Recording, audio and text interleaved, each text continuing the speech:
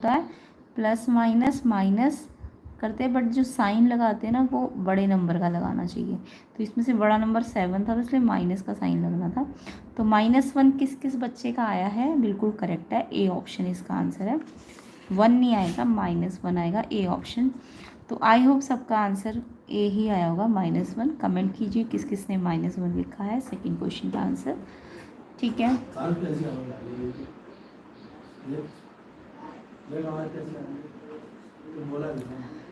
Next question देखते हैं second.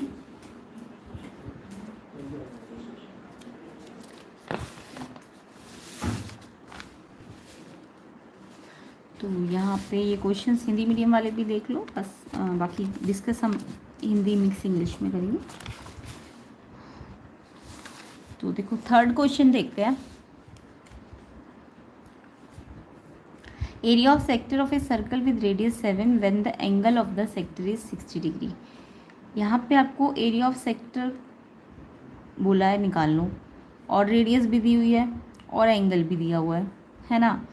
अब इस क्वेश्चन में मुझे लग रहा है या तो ऑप्शंस गड़बड़ है,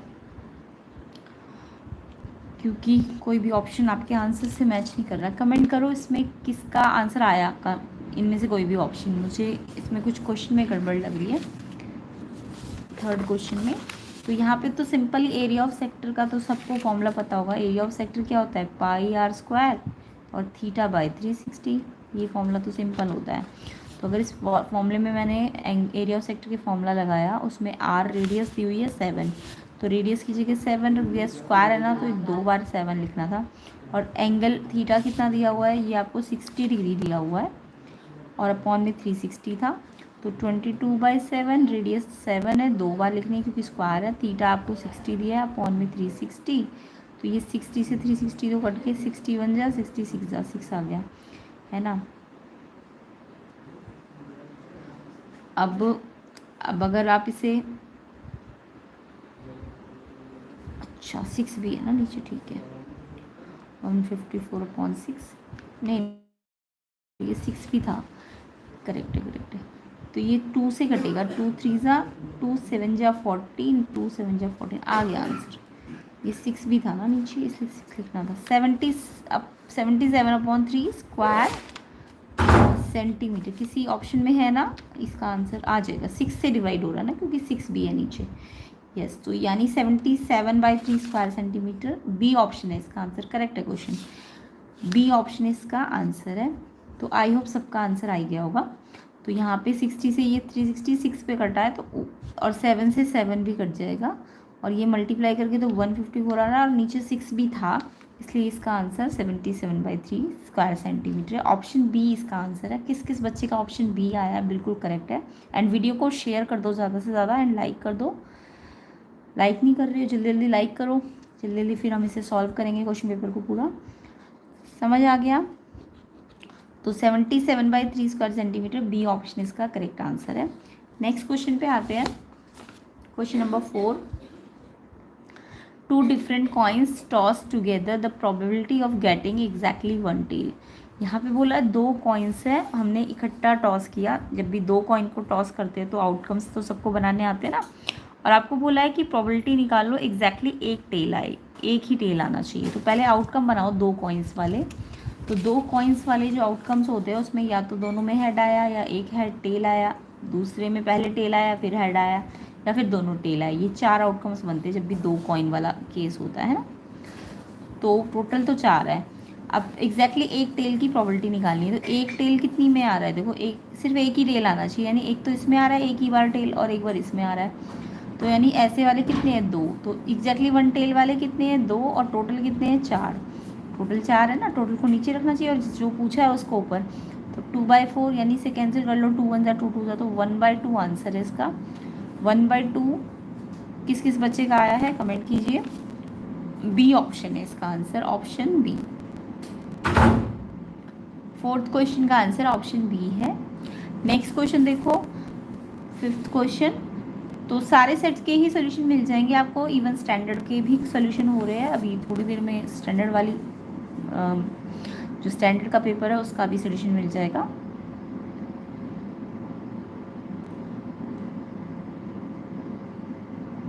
बोर्ड के पेपर से हार्ड था? नहीं, इतना हार्ड तो नहीं लग रहा है, स्टैंडर्ड था, बेसिक था किसका। 5th क्वेश्चन देखो,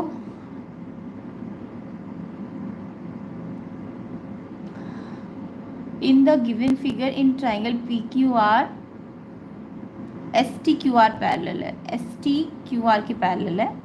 तो जब भी पैरेलल हो या तो बीपीटी लगेगा, मैंने आपको बता भी रखा था, और या फिर सिमिलर ट्राइंगल थ्योरम लगती है ना। तो यहाँ पे बीपीटी बनेगा, क्योंकि आपको पीटी बाई टी आर यानी पीटी अपॉन टी आर का रेशो चाहिए। अगर पैरेलल लाइन का यूज़ करना होता है तब आप सिमिलर ट्राइंगल लगाते हो, है ना। अभी फ़िलहाल तो जस्ट ये साइड वाली साइड ही यूज़ करनी है ना, पीटी और टी आर, ये साइड वाली है, पैरेलल लाइन का कोई यूज़ नहीं है, तो इसलिए बीपीटी से ही काम चल जाएगा। अब यहाँ पे मेरे को क्वेश्चन में पीएस भी दिया है, पीक्यू भी दिया है। पीएस देखो इतना है और पीक्यू ये पूरा है ना। और पीटी बाय टीआर, पीटी और टीआर का रेशो चाहिए आपको। तो ये क्वेश्चन तो सबको ही आता होगा।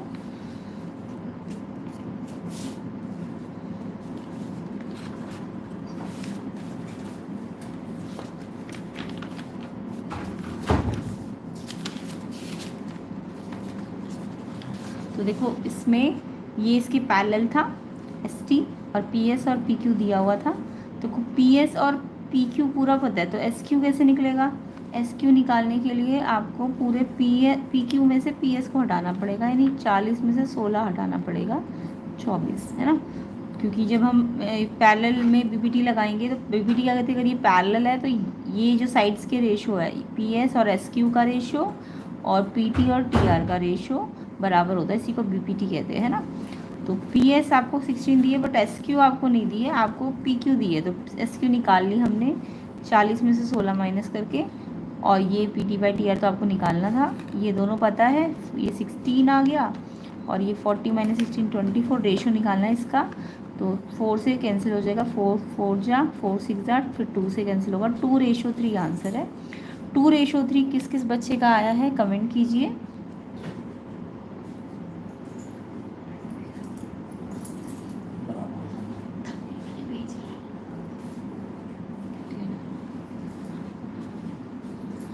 टू रेशो 3, ए ऑप्शन इसका करेक्ट आंसर है। ए ऑप्शन 5th का आंसर आ जाएगा 2:3। नेक्स्ट क्वेश्चन देखिए,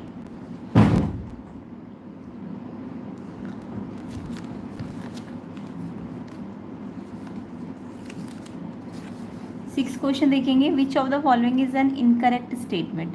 कौन सी इनकरेक्ट स्टेटमेंट है, इनकरेक्ट ढूंढनी थी आपको ध्यान से।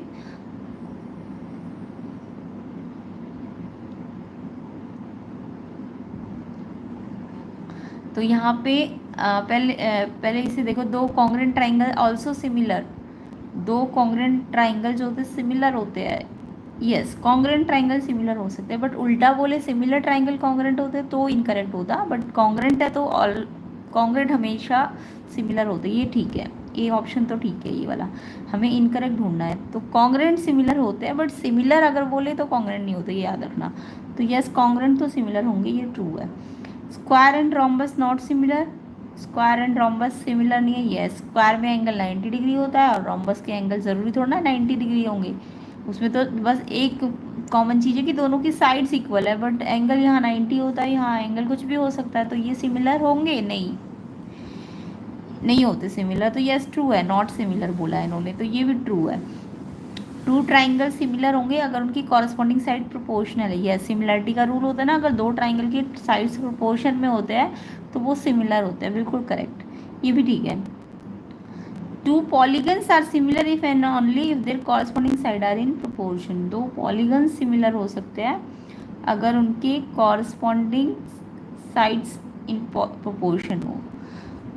तो पॉलीगन्स तो आपके कोई भी शेप हो सकती है ना। पॉलीगन मतलब ट्राइंगल भी हो सकता है, स्क्वायर भी हो सकता है।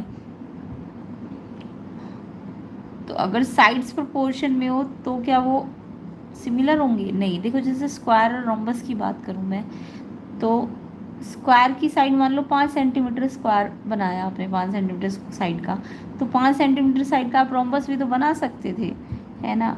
तो क्या स्क्वायर और रोम्बस भले ही उनकी साइड प्रोपोर्शन में है, बट क्या वो क्या सिमिलर होंगी? नहीं होंगे ना।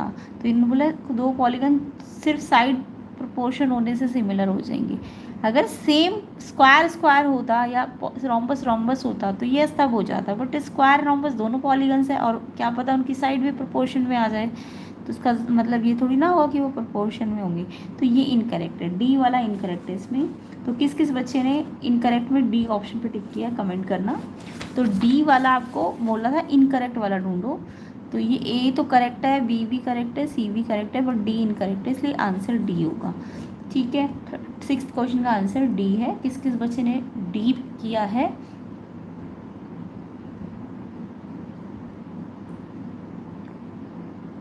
तो इसलिए आंसर डी है। नेक्स्ट देखो 7, the value of 1 minus 10 square 45, 1 plus 10 square 45 कितना होगा? तो 1045 की वैल्यू तो सबको आती है ना, कितनी होती है? 1045 आपका 1 होता है। ओके, तो 1 एज इट इज 1045 1 होता है, उस पर स्क्वायर ऐसी 1 1045 1 उस पर स्क्वायर। अब 1 का स्क्वायर तो 1 ही होगा, तो 1 माइनस 1 1 प्लस 1, तो 1 में से 1 0 एंड 1 प्लस 1 2, 0 से 2 को डिवाइड करो, ये डिवाइड हो रहा है ना, तो डिवाइड का मतलब 0 से जिसको भी डिवाइड करते हैं आंसर तो 0 मिलेगा। अब ऑप्शन में 0 नहीं था आपके, तो आपको एंगल वाइज दिया हुआ था, तो आपको 0 पता है 10 0 डिग्री पे होता है, 10 0 डिग्री पे 0 आंसर आता है, तो 10 0 डिग्री यानी डी ऑप्शन इसका आंसर है 7th का आंसर डी ऑप्शन है। वीडियो को लाइक कर दो ज़्यादा से ज़्यादा एंड शेयर कर दो अपने फ्रेंड्स को।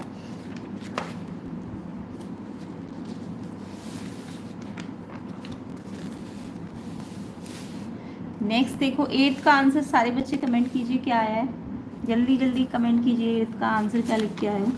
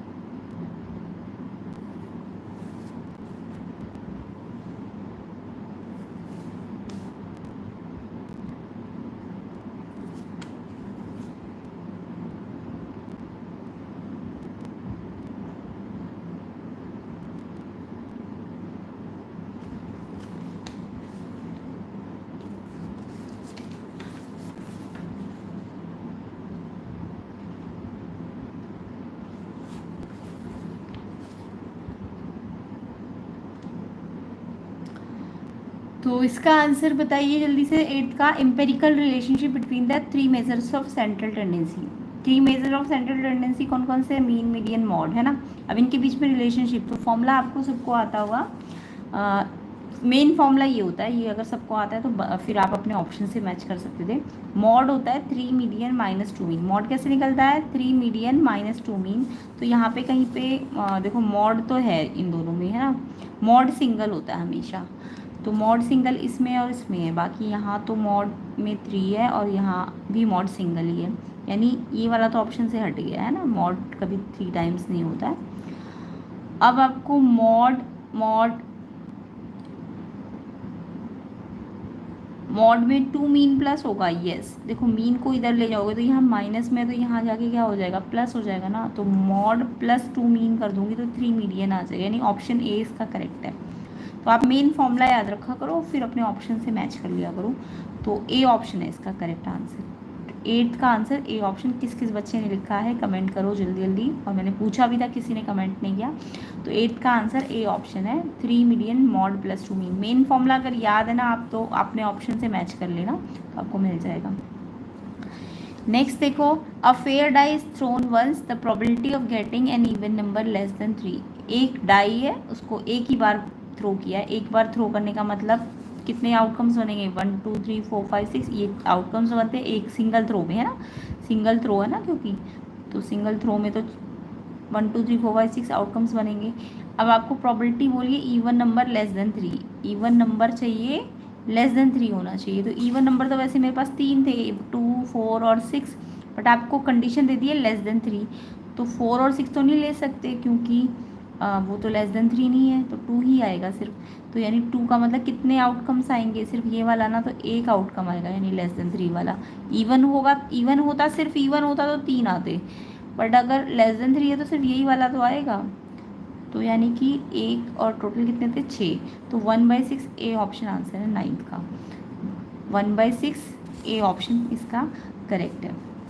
नेक्स्ट क्वेश्चन देखो, question number 10, the probability of happening in event P and probability of non happening same event is Q, relation क्या होगा पी एंड क्यू के बीच में,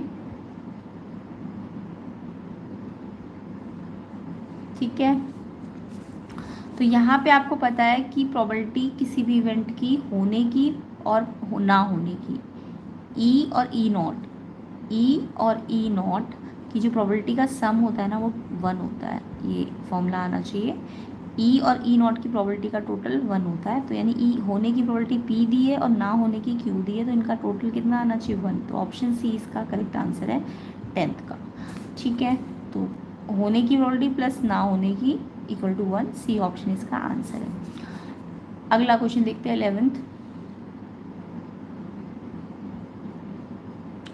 if alpha and beta are the zeros of this polynomial then the value of 1/alpha 1/beta कितना होगा। तो यहाँ पे ये पॉलिनॉमियल गिवन था आपको और आपको बोला अल्फा बीटा इसके ज़ीरो है, तो जब भी कोई पॉलिनॉमियल गिवन है इसके अल्फा बीटा का सम और प्रोडक्ट निकाल लिया करो।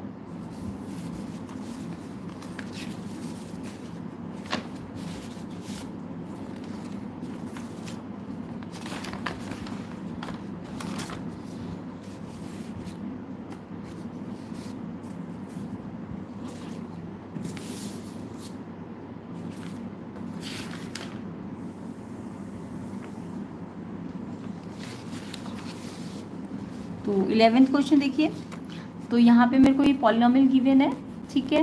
अब मेरे को बोला इस पॉलिनॉमियल की ज़ीरो क्या है, अल्फ़ा और बीटा, तो अगर इसके ज़ीरो अल्फ़ा और बीटा है तो इसका सम क्या होता है, अल्फ़ा बीटा का सम क्या होता है -b/a, है ना। तो इसमें अगर मैं इससे कंपेयर करूँ ax² bx c से, तो a क्या है 2, b क्या है 6 और c क्या है -6, ये याद रखना -a। तो अगर सम -b/a है तो minus as it is b की जगह क्या रखोगे, b कितना है 6 है एंड a कितना है 2 है, तो ये कैंसिल करके 3 आ गया माइनस का। ऐसे ही प्रोडक्ट का फॉर्मूला लगाओ, अल्फ़ा इंटू बीटा कितना होता है c/a, तो c कितना है इसका -6 है और a कितना है 2 है, तो ये भी कितना आ गया -3। अब मेरे को क्या निकालना है क्वेश्चन में, 1/अल्फ़ा 1/बीटा निकालना है, जस्ट इतना निकालना है। तो मेरे को पता है इसका एलसीएम लो, क्योंकि फ्रैक्शन है तो एलसीएम लो, अल्फ़ा इंटू बीटा आएगा और जब ये अलग अलग होते हैं तो ये यहाँ मल्टीप्लाई हो जाएगा, ये यहाँ हो जाएगा, तो ये अल्फ़ा बीटा प्लस अल्फ़ा यानी अल्फ़ा प्लस बीटा ही बन जाएगा। अल्फ़ा प्लस बीटा आपने यहाँ से निकाला कितना आया था -3 और अल्फ़ा बीटा नीचे है तो वो भी -3 आया, तो इससे कट के ये 1 आ गया, यानी ये निकालना था 1 आएगा इसका आंसर, 1 मतलब ऑप्शन बी इसका आंसर है, ठीक है। अगर इस क्वेश्चन में नया पॉलिनॉमियल बोलते जिसका 0 ये आता तो आप फिर इस पॉलिनॉमियल नए पॉलिनॉमियल का फॉर्मूला बना देते, वैसे पूछा नहीं है बट मैं एक्स्ट्रा बता रही हूँ, नेक्स्ट ईयर वाले बच्चे ध्यान रखना जो CBSE बोर्ड 2026 देंगे तो उनके लिए भी एक PYQ इंपॉर्टेंट क्वेश्चन पेपर है ये। तो यहाँ पे x² सम ऑफ ज़ीरोज़, ये वाले अगर जीरोज़ है तो इनका सम यानी ऐसे निकलेगा, है ना, एंड प्रोडक्ट इनका 1/अल्फ़ा 1/बीटा। अब इसकी जगह कितना आया 1 आया, तो इसकी जगह हमने या तो यहीं पे सॉल्व करके देख लेना, नहीं तो इसका 1 आया तो 1x माइनस का आ जाएगा और ये 1/अल्फ़ा बीटा कितना आया -3, तो ये नया पॉलिनॉमियल बन जाएगा। तो कभी कभी ये एक्स्ट्रा क्वेश्चन भी दे देता है कि अगर नया पॉलिनॉमियल बनाओ जिसके ज़ीरोज़ ये हो तो आप ये बना सकते थे, बट फिलहाल आपका क्वेश्चन यहीं पे ख़त्म था, 1 आंसर है ऑप्शन बी। तो इसका आंसर आपका कितना आएगा, ऑप्शन बी 1 आएगा इसका आंसर। 1 किस किस ने लिखा है, आंसर कोई नहीं दे रहे हो, सिर्फ बोलते जा रहे हो, आंसर कमेंट करो। 11th का आंसर किस किस ने 1 लिखा है,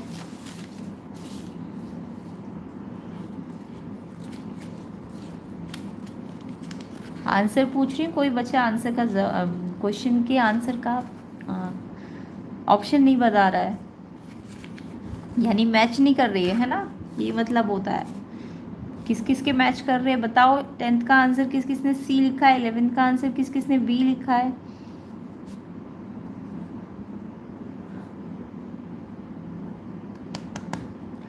नेक्स्ट क्वेश्चन देखो 12th। In the given figure, AB is a tangent to the circle with center O. If angle BAO 42 degree find the x। तो बहुत ही सिंपल क्वेश्चन था, जिसने भी प्लेलिस्ट देखी रखी थी, अच्छी तरह से प्रैक्टिस कर रखी थी, उन सबको ये क्वेश्चंस आते होंगे। एंड जिन्होंने नहीं करी होगी तो वो तो सिर्फ जल्दबाजी में रहेंगे, है ना। तो देखो 12th क्वेश्चन, AB टेंजेंट है,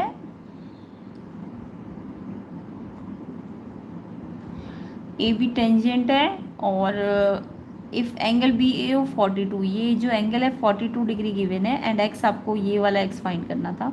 तो यहाँ पे टेंजेंट की प्रॉपर्टी लगनी थी। आंसर कमेंट करो जल्दी जल्दी, अब सारे भाग गए आंसर के नाम पे, है ना। 12th क्वेश्चन का आंसर कमेंट करो जल्दी, क्या आंसर आया है।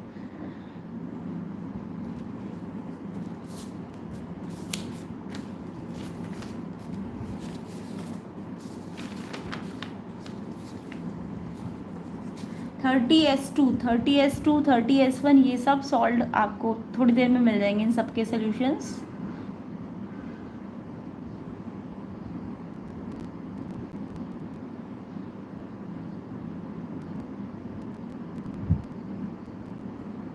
ए आंसर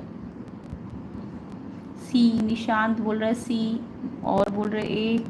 देखो आंसर क्या है इसका।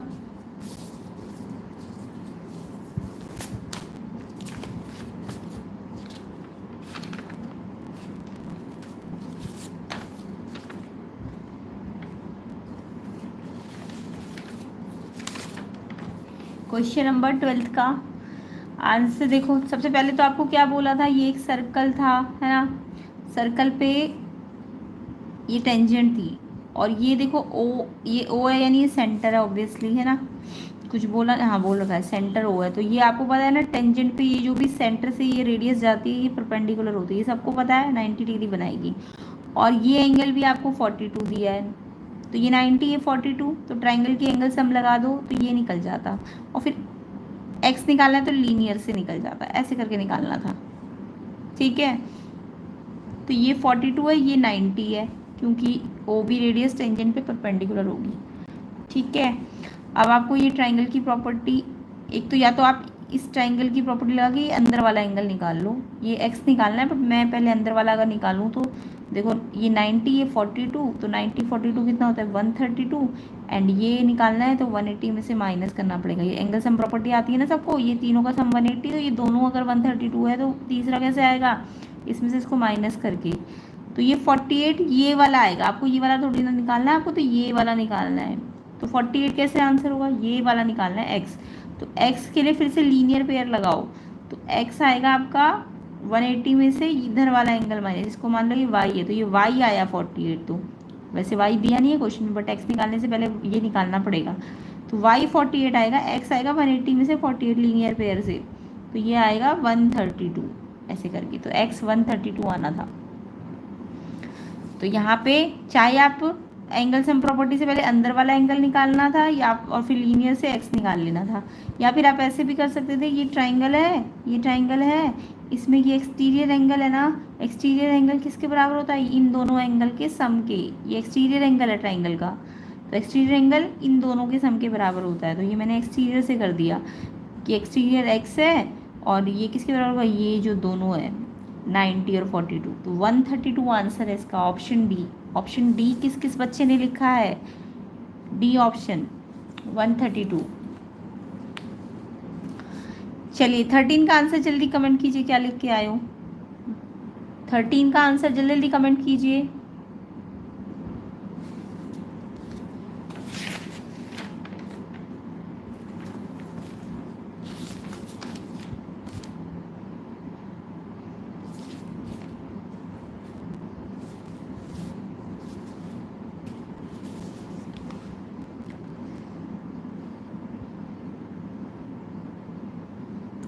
तमन Sehrawat 7, good. The distance between two parallel tangent to a circle of radius 3.5 is. तो यहाँ पे देखो दो पैरेलल टेंजेंट की बीच का डिस्टेंस पूछा है। तो अगर मैं डायग्राम बनाऊँ, एक सर्कल है, इसमें पैरेलल टेंजेंट का मतलब ये पेयर एक ही बनता है ना पैरेलल का, तो एक ये बनेगा, ये बनेगा। तो इन दोनों के बीच का डिस्टेंस क्या है, देखो यहाँ से यहाँ तक एक रेडियस, फिर यहाँ से यहाँ तक दूसरी रेडियस, क्योंकि परपेंडिकुलर डिस्टेंस बनाओगे तो ये रेडियस है और ये भी रेडियस है।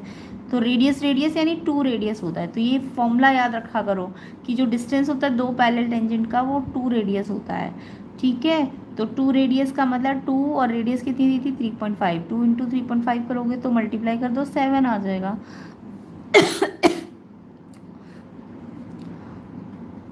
ऑप्शन डी आंसर है 7 सेंटीमीटर।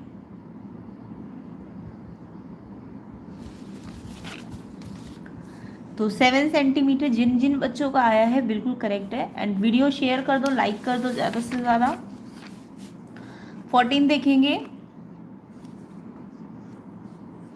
नहीं नहीं, ऐसा नहीं है कि एमसीक्यू गलत है तो आपके मार्क्स नहीं आएंगे, ऐसा नहीं है, क्योंकि कई बार एमसीक्यूज मिस्टेक से गलत हो सकते हैं। But section B C D अगर आपने प्रॉपर किया है तो ऐसा नहीं है, उससे भी आप पास हो सकते हो।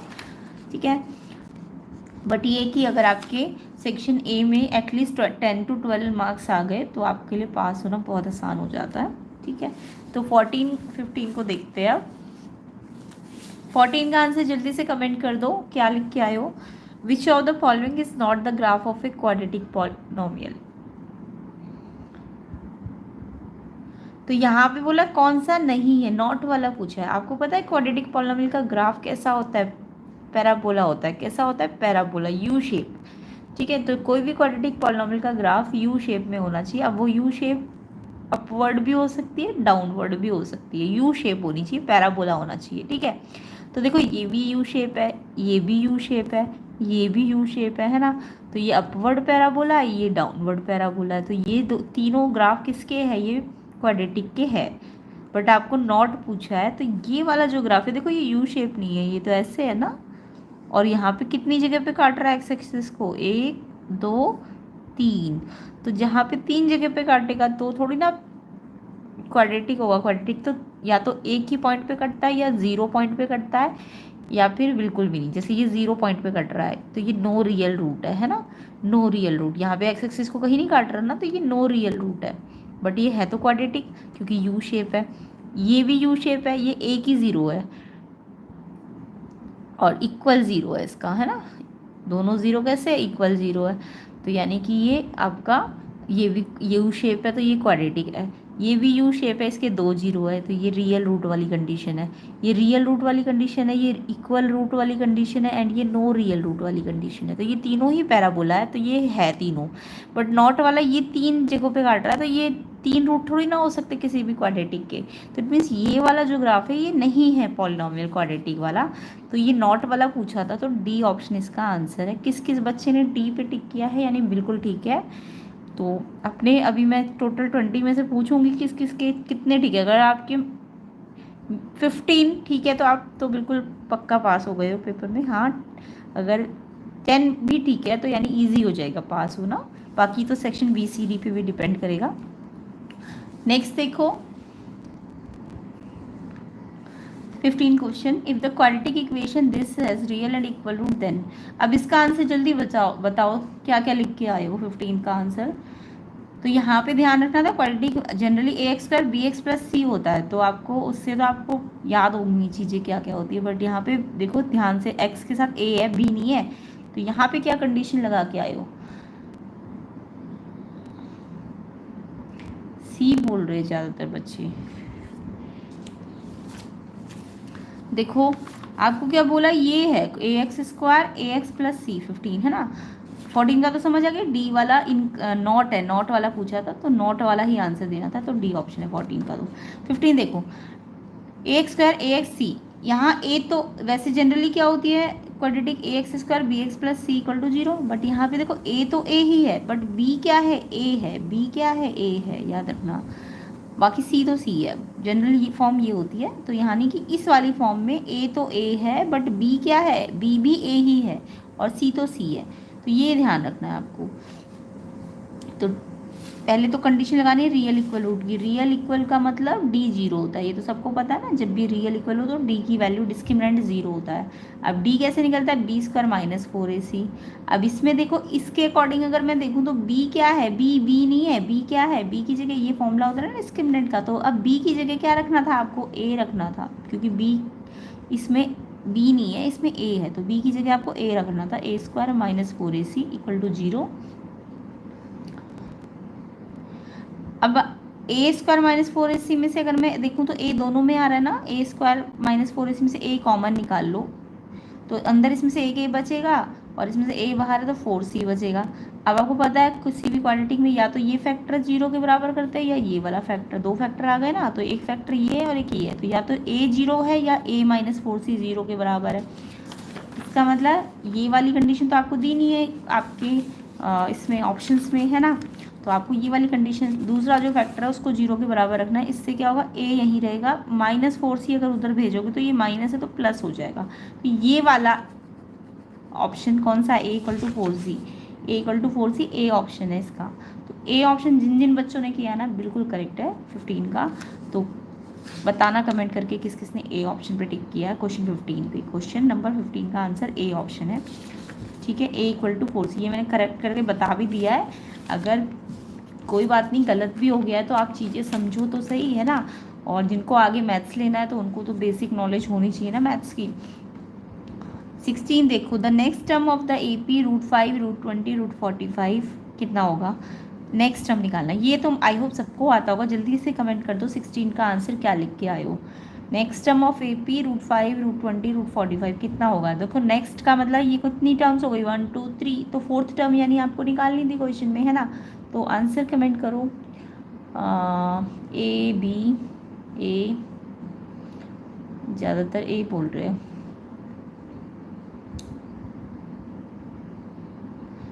ग्यारह नंबर थ्योरी वाला, 11 नंबर नहीं, थ्योरी में मिनिमम 15 मार्क्स चाहिए, ताकि अगर 20 आपके स्कूल वालों ने दे भी दी है तो आप 35 टोटल कर सको। तो जितने स्कूल वालों ने दिए है ना उसको इतना लाओ कि टोटल 33 34 हो जाए, तो आप पास हो जाओगे।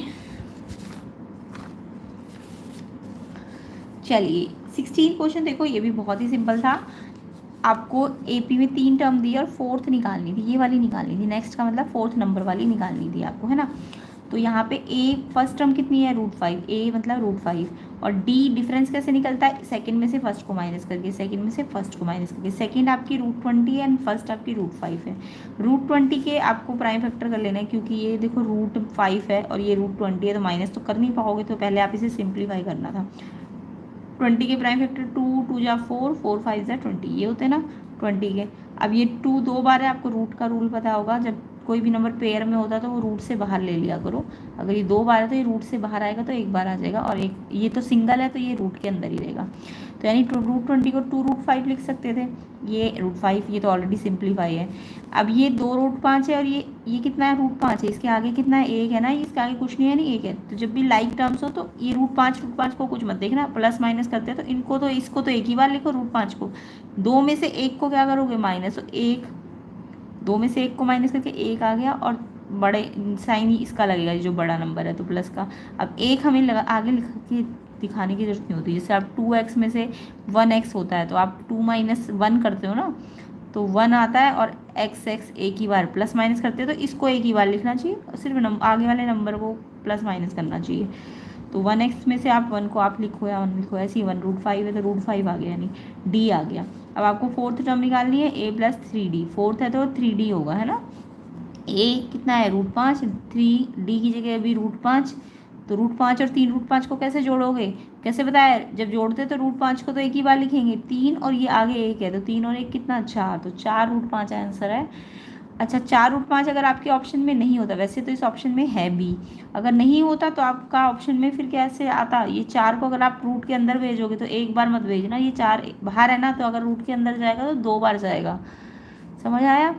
अगर बाहर है तो अंदर जाएगा तो 2 बार जाएगा, तो फिर ये मल्टीप्लाई करके √80। अगर ये वाला ना होता ऑप्शन में तो आपको फिर ऐसे करके निकालना होता। तो ऑप्शन में मेरा यही मिल गया है मुझे, इसलिए मैंने ये करने की ज़रूरत नहीं समझी, है ना।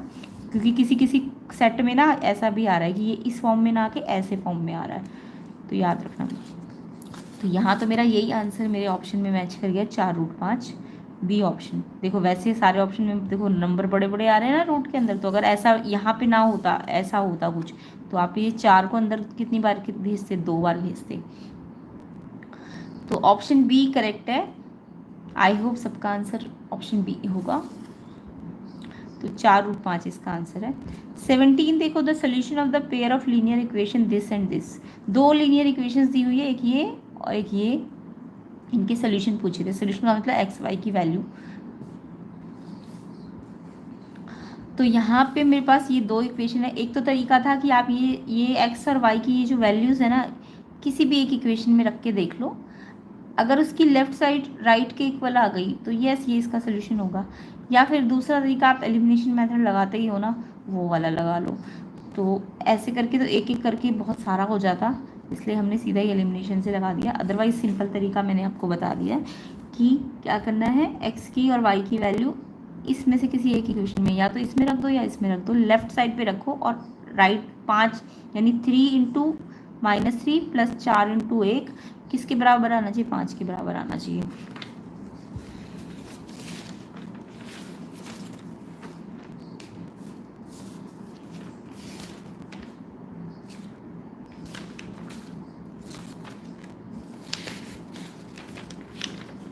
तो मैंने तो इसे एलिमिनेशन से ही करके देख लिया है। फर्स्ट इक्वेशन ये थी, सेकंड ये थी। एक्स को सेम करना है तो इसके आगे 4 है तो इसको 4 से मल्टीप्लाई कर दो, इसके आगे 3 है तो इसको 3 से कर दो। ये आता है ना एलिमिनेशन मेथड सबको करना। तो इसको मल्टीप्लाई किया 4 से तो ये आ गया, एंड इसको 3 से मल्टीप्लाई करो पूरे को तो ये आ गया। फिर एक्स कैंसिल करना है तो इसके साइन बदलने पड़ेंगे, तो इसके भी बदलो इसके भी बदलो, ये कट गया। +-7y आ गया, प्लस का साइन बड़ा है, एंड ये प्लस माइनस माइनस कर दिया, इसमें ये बड़ा है तो माइनस लगेगा। फिर 7 डिवाइड में आएगा, यानी -7/7 -1। वाई की वैल्यू तो -1 है। कौन से ऑप्शन में वाई -1 है, 2 ऑप्शन में है ना, यानी इन दोनों में से कोई एक आंसर है। फिर एक्स भी निकाल लो, वाई की वैल्यू इसमें रख दो, 3x 4 वाई की जगह -1 = 5। तो ये सॉल्व करा एक्स तो 3 आएगा, तो एक्स 3 आ रहा है, वाई -1 आ रहा है। कौन सा ऑप्शन है, सी ऑप्शन है इसका आंसर। 17 का आंसर सी ऑप्शन है। बाकी दूसरा तरीका बता ही दिया कैसे करना था। दूसरे तरीके से आप जैसे ही पहला ऑप्शन देखो, इसमें किसी एक में रख के देखो। 3x की जगह कितना रखा मैंने, -3 + 4, वाई की जगह कितना रखा, 1। अब से सॉल्व करो, क्या 5 आ रहा है, -3 3 9 4 1 4, ये देखो -5 आ रहा है जबकि ये 5 है, तो ये वाला ऑप्शन तो गलत हो गया। ऐसे ही आपको ये रख के देखना था, यही रख के देखना था, जिसमें 5 आ जाता यानी वो वाला, यानी इससे रखोगे तो 5 आ जाता, इसलिए सी, या फिर एलिमिनेशन लगा देते पूरा। तो सी ऑप्शन आंसर है 17 का।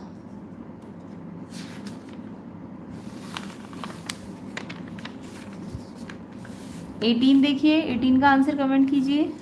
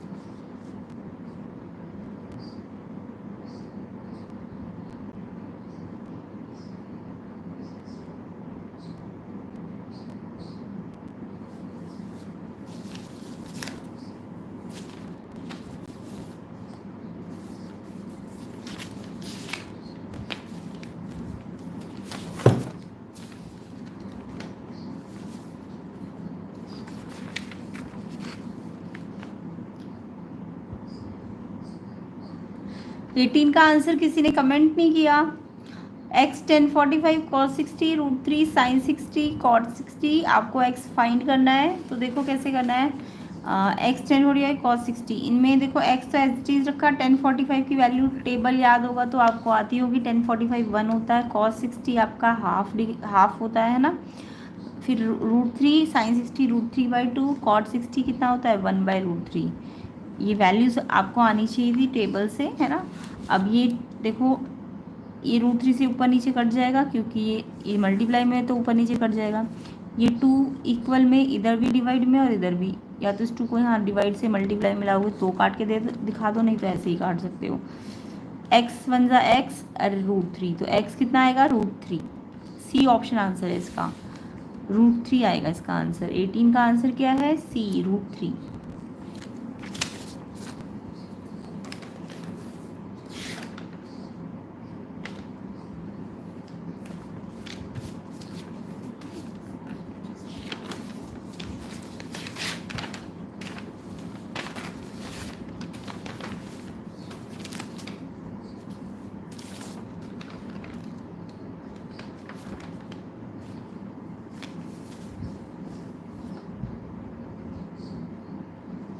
नाइनटीन देखिए, एजर्शन रीजन 4 स्टेटमेंट्स होती है, ये तो सबको पता है ना।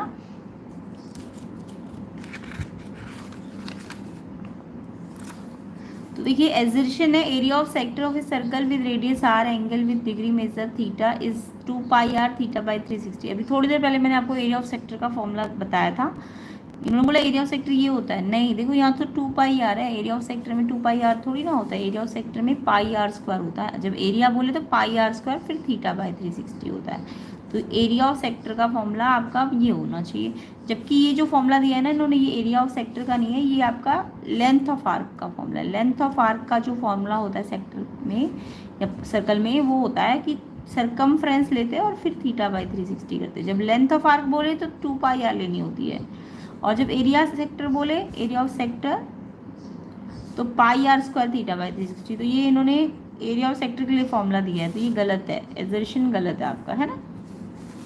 रीजन देखो, area of segment of a circle, तो देखो किसी भी सर्कल में सेगमेंट क्या होती है, ये सेगमेंट का मतलब ये जो लाइन है कॉर्ड, ये जो नीचे का पार्ट काट रही है एक ऊपर वाला, तो ये जो हिस्सा होता है ये सेगमेंट होता है ना।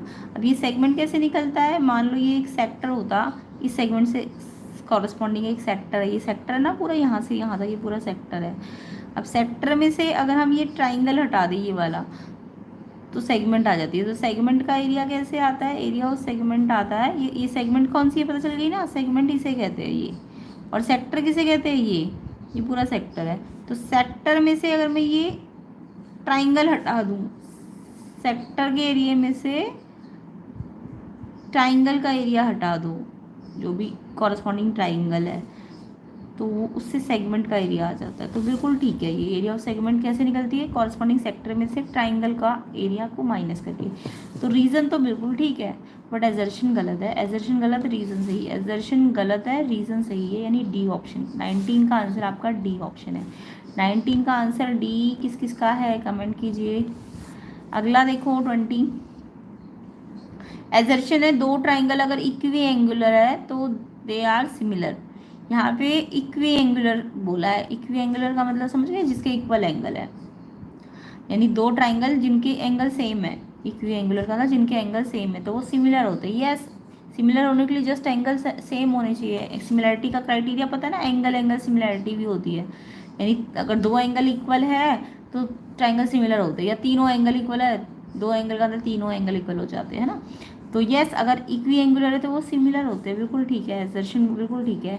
रीजन देखो, दो ट्राइंगल सिमिलर है देन दे आर कॉन्ग्रुएंट। क्या सिमिलर ट्राइंगल कॉन्ग्रुएंट है? अभी थोड़ी देर पहले मैंने आपको बताया था कि सिमिलर ट्राइंगल कॉन्ग्रुएंट है, ये ज़रूरी नहीं है। हाँ, अगर कॉन्ग्रुएंट है तब सिमिलर बोले, यानी पहले कॉन्ग्रुएंट बोले और फिर बोले अगर कॉन्ग्रुएंट है तो यस पक्का सिमिलर होंगे। यस, ये वाला स्टेटमेंट ठीक है, बट अगर पहले मैं सिमिलर बोल रही हूँ कि सिमिलर है और बाद में कॉन्ग्रुएंट बोल रही हूँ तो ये वाला फिनोमिना गलत हो जाएगा। सिमिलर का मतलब कॉन्ग्रुएंट नहीं होता, कॉन्ग्रुएंट है तो सिमिलर हो सकता है। तो रीज़न गलत है आपका, एजर्शन सही, रीज़न गलत। एजर्शन सही है बट रीज़न गलत है। सी ऑप्शन है इसका आंसर, 20 का आंसर सी ऑप्शन है। तो एजर्शन रीज़न में बताओ किस किस के ठीक है, 19 का डी और 20 का सी। ठीक है, अब जल्दी से मैं जल्दी से पूछूंगी सारे बच्चों से कि 20 में से कितने ठीक है, कमेंट कीजिए जल्दी जल्दी, उसके बाद हम इसका सेक्शन बी स्टार्ट कर लेंगे। जल्दी से कमेंट कीजिए 20 में से कितने सही किए आपने।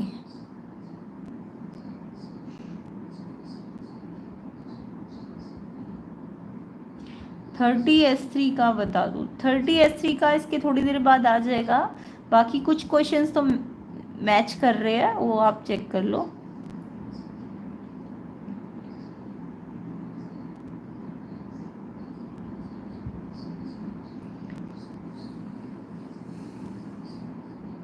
थ्योरी प्लस प्रैक्टिकल 33 है। यस, सीबीएसई का 10th वालों के लिए तो यही रूल है कि टोटल मिला के 33 बनना चाहिए, तो पास हो जाते हैं।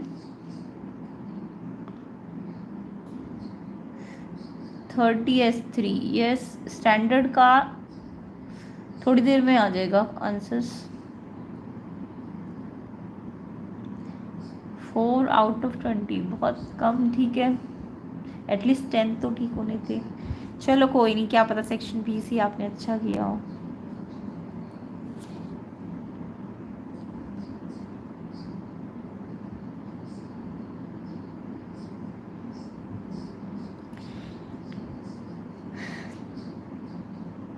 सेट 3 सेट 1 है ये, सेट 3 ऑलमोस्ट सेम ही है। 30s3 30 जो स्टैंडर्ड वाला है ना, उसमें से एक सेक्शन ए तो अपलोड हो चुका है, आप चेक करो चैनल के पेज पे जाके।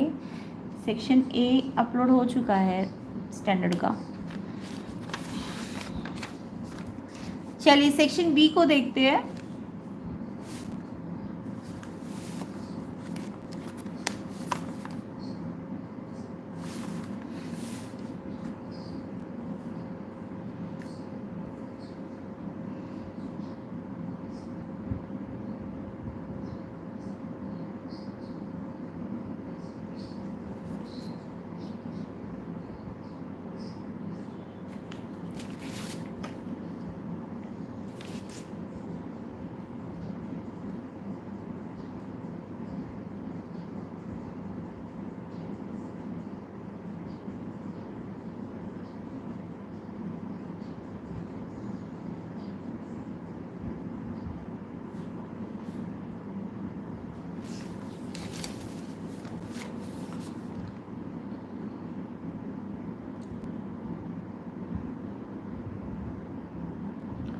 थर्टी एस थ्री का क्वेश्चन पेपर भेज देना, फिर आप टेलीग्राम लिंक होगा चैनल का, चेक करके भेज देना।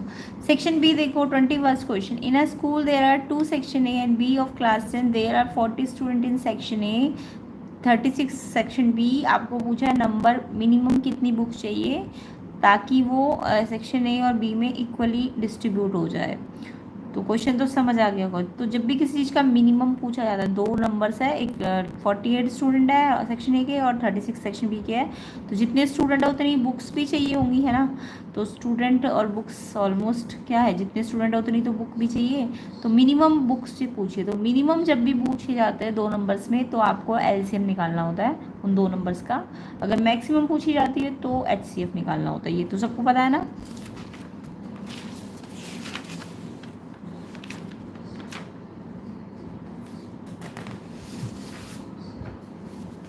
तो यहाँ पे 48 और 36 इनके प्राइम फैक्टर कर लो और इनका एलसीएम निकाल लो। तो एलसीएम निकाल लोगे तो ही मिनिमम बुक्स आ जाएगी। तो जब भी मिनिमम किसी चीज़ का निकालना हो या लीस्ट निकालना हो, मिनिमम या लीस्ट, तो आपको एलसीएम निकालना होता है ना।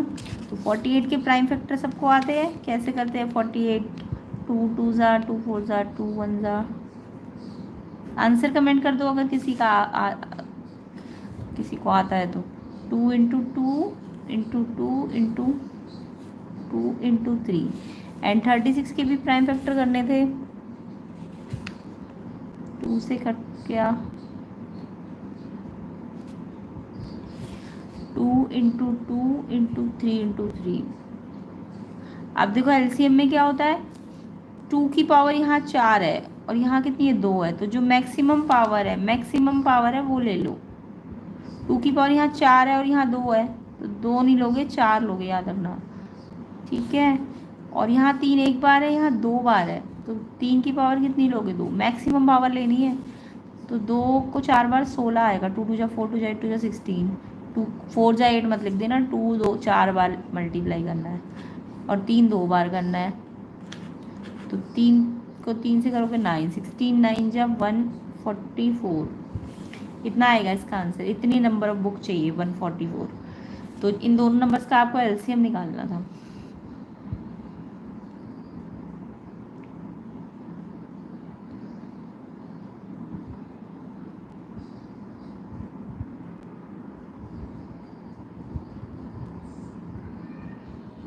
साइंस की जिनकी कंपार्टमेंट्स आई है वो प्लेलिस्ट चैनल की देख लो। फाइनल जो फाइनल क्वेश्चन पेपर की होती है सीबीएसई बोर्ड के 5-6 PYQs कर लो अच्छी तरीके से, और प्लेलिस्ट मिल जाएगी आपको चैनल के अंदर ही, चेक कर लेना। 22 क्वेश्चन देखो, find the zeros of this polynomial. इस पॉलिनोमियल के जीरोज फाइंड करने हैं क्वेश्चन 22 में। तो किसका आंसर 144 आया है? ठीक है, कमेंट कीजिए। 7y² minus 11/3y minus 2/3। Zeros का मतलब इसको सॉल्व करना है, इसकी y जीरो, यहाँ y की इक्वेशन है ना ये, तो y फाइंड करना है। फाइंड क्या करना है आपको? y। अगर x की इक्वेशन होती तो x फाइंड करना होता। तो इसका क्या करोगे, कैसे करोगे इसको? जीरोस निकालने का मतलब पहले तो इसको जीरो के बराबर कर दो। अभी ये देखो फ्रैक्शंस में है ना, तो इसके फ्रैक्शंस को अगर नीचे वाला डिनोमिनेटर आप हटाना चाहते हो तो इसका एलसीएम ले लो। कितना आया? 3 सबका। 1 में 3 पे आता है तो इसको 3 से मल्टीप्लाई करो तो ये 21 हो जाएगा। ये 3 में 3 1 पे आता है तो इसको 1 से मल्टीप्लाई करो। 3 में 3 1 पे आता है तो इसको भी 1 से करो। अब ये ऊपर वाला तो एज इट इज रहेगा, ये डिवाइड हो रहा है, मल्टीप्लाई होगा जीरो से तो जीरो बन जाएगा। अब इसकी मिडिल स्प्लिट कर दो। 21 को 2 से पहले मल्टीप्लाई करो, कितना आया? 42। अब इस 42 के प्राइम फैक्टर करो कि 11 आए। तो 42 कैसे आता है? 7 6 से आता है, या फिर 42 आपका 14 3 से भी आता है। 14 3 इससे करोगे तो 14 3 11 आ जाएगा ना माइनस करके। तो पहले इसको ऐसे ही रखो, इस वाले को भी ऐसे ही रखो, इसकी फैक्टर कर लो 14y और 3y। अब देखो 11 लाना है तो माइनस करना पड़ेगा, बट बाहर तो माइनस का साइन है, तो इसलिए माइनस का साइन है तो ये इसके साइन बदल दो, ये माइनस का हो जाएगा, ये प्लस का हो जाएगा। फिर इनमें से कॉमन लो, 21 14 में से 7 कॉमन, y भी कॉमन आ गए इन दोनों में से। 7 3 और एक y बचा, इसमें से 7 2 और y तो y से हट गया। इसमें से कुछ कॉमन है, 3y माइनस 2 नहीं तो 1 आएगा। ये अंदर 3y बचेगा, ये 2 1 कॉमन है तो एज इट इज़ रहेगा। ये ब्रैकेट सेम आनी चाहिए, यस बिल्कुल सेम है। अब इसको एक बार कॉमन ले लो ब्रैकेट को, 3y माइनस 2 एंड ये आ गया 7y प्लस 1 इक्वल्स टू 0। एक बार ये वाला फैक्टर 0 के बराबर कर दो, एक बार ये वाला फैक्टर 0 के बराबर कर दो। यहाँ से 3y आ जाएगा 2, माइनस है तो उधर प्लस हो जाएगा। y निकालना है तो मल्टीप्लाई है तो डिवाइड हो जाएगा। एक तो ये आएगा और एक यहाँ से निकालो, +1 माइनस हो जाएगा, मल्टीप्लाई है तो डिवाइड हो जाएगा। दूसरा ये आ जाएगा, यानी ये 2 आंसर है इसके। किस किस के ये 2 आंसर आए हैं? ये ही इसके जीरोज है।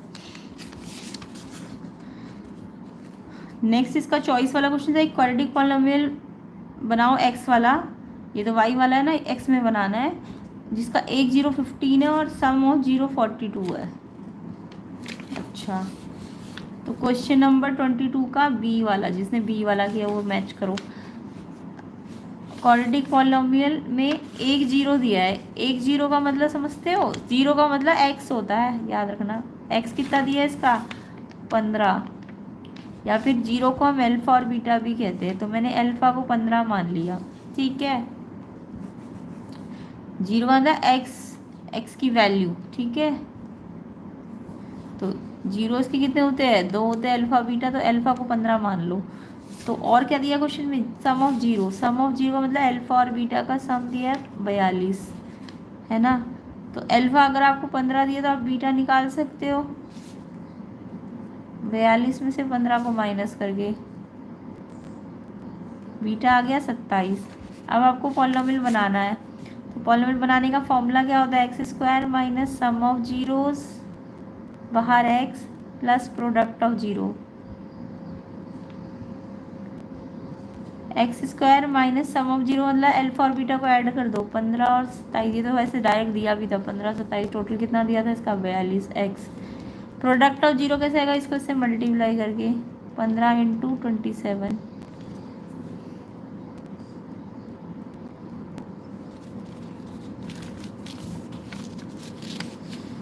15 से इसको मल्टीप्लाई कर लो, 15 सत्ते 105, 40।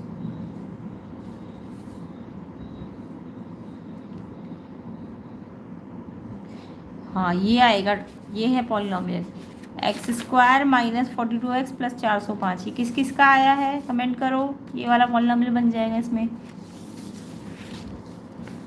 नेक्स्ट देखो 23, find the coordinate of the point which divide the join of this in ratio. Section formula लगेगा इसमें, रेशो दिया है और आपको साइड के पॉइंट दिए है और आपको अंदर वाला पॉइंट जो डिवाइड कर रहा होगा उसको निकालना था। क्वेश्चन 23, तो यहाँ पे मेरे को साइड के जो पॉइंट दिए है एंड लगाए ना, तो ये साइड के पॉइंट है, जिसमें भी एंड लगा हो वो साइड के पॉइंट है। ये -17 है और एक 4 -3 है, और जो डिवाइड कर रहा है पॉइंट उसको 2:3 में, उस पॉइंट को आपको निकालना है। उसके कोऑर्डिनेट आपने XY मान लिए, जो अंदर वाला पॉइंट है उसको XY मान लो, साइड के point X1 Y1 X2 Y2, इसको नाम दे सकते थे आप AB, और अंदर वाला पॉइंट P मान लो।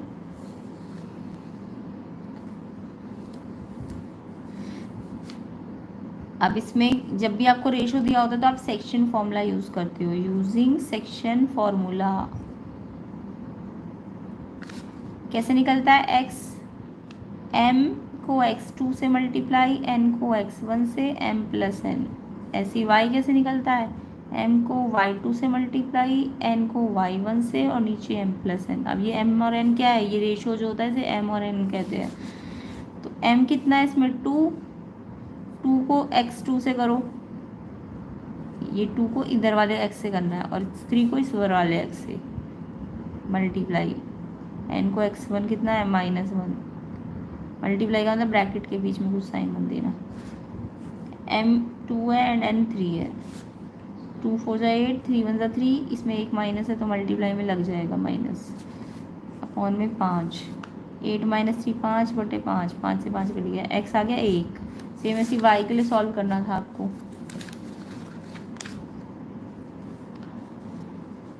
y निकालना है, m कितना है, m 2 है,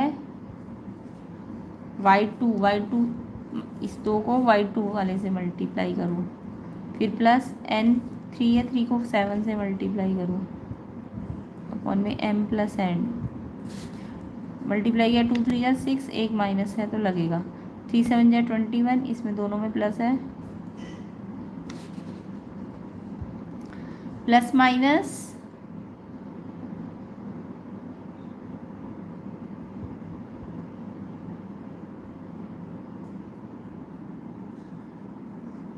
माइनस प्लस माइनस साइन बढ़ेगा, ये बढ़ा है ना, 5 से कट गया ये, तो y आ गया 3। तो x की वैल्यू 1, y की 3, यानी वो जो पॉइंट है अंदर वाला वो 1 3 है, ये आंसर आएगा इसका। 12th वालों के लिए 33 नहीं है ओवरऑल, 12th वालों को प्रैक्टिकल में अलग पास होना है और थ्योरी में अलग होना है। 10th वालों के लिए टोटल 33 लाना है।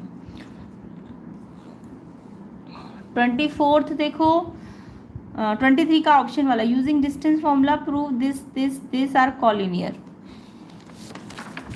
तो 23 का बी क्वेश्चन, कॉलिनियर क्या होता है, कॉलिनियर का मतलब जो तीनों पॉइंट है ना वो सेम लाइन पे आने चाहिए, यानी कि अगर ये 3 पॉइंट है ए बी सी, तो अगर मैं तीनों डिस्टेंस निकालूँ ए बी बी सी और ए सी, अगर कोई भी 2 डिस्टेंस तीसरे के बराबर आ जाए तो वो कॉलिनियर होते हैं। तो ए पॉइंट क्या है, ए पॉइंट है आपका 3 1, बी पॉइंट है आपका 6 4, और सी पॉइंट है आपका 8 6, आपको कॉलिनियर बोला। तो पहले तीनों डिस्टेंस निकाल लो आप। ए बी के लिए ए और बी के पॉइंट लो, डिस्टेंस फॉर्मूला सबको आता है ना, x2 में से x1 माइनस करो उसका स्क्वायर, प्लस y2 में से y1 माइनस करो उसका स्क्वायर, और सॉल्व कर लेना।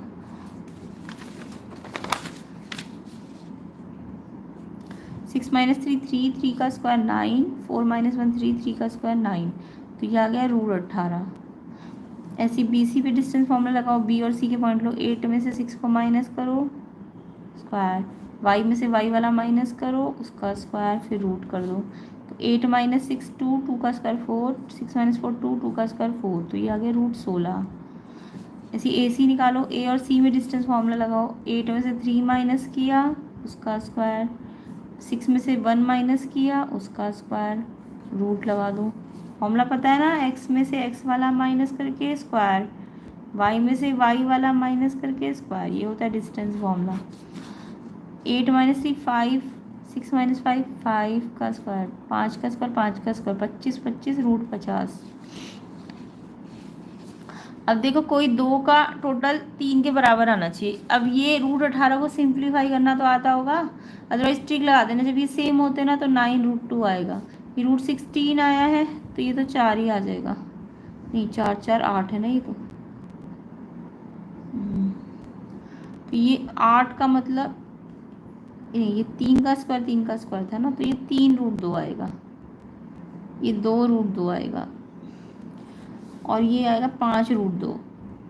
ठीक है, नहीं तो √50 के फैक्टर अभी सिखाए थे ना मैंने, √50 है 5 इंटू 5 इंटू 2, तो 5 बाहर और √2, सेम ऐसे ये वाले कर लेने हैं, सिंप्लीफाई कर लेना है रूट को। तो इन दोनों को जोड़ूंगी तो ये आ जाएगा ना, तो ए बी और बी सी को अगर मैंने जोड़ा तो किसके बराबर आ रहा है, ए सी के, क्योंकि 3√2 और 5 2√2 किसके बराबर होता है, 5√2। तो अगर कोई भी दो का टोटल तीसरे के बराबर है तो ये एस कॉलिनियर है। पॉइंट कैसे है, कॉलिनियर है। दो का टोटल तीसरे के क्या आना चाहिए, बराबर।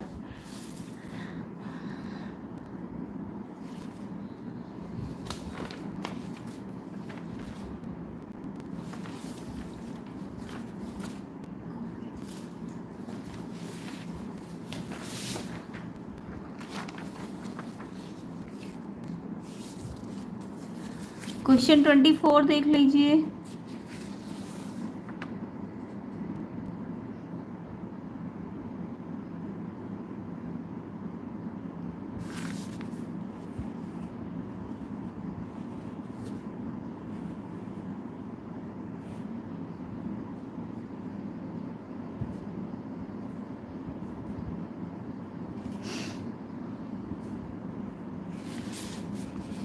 डिस्टेंस 13 दिया हुआ है, ये 5 दिया है, और पेरीमीटर ऑफ क्वाड्रेंट LMON, ये वाला का पेरीमीटर बोला है ना।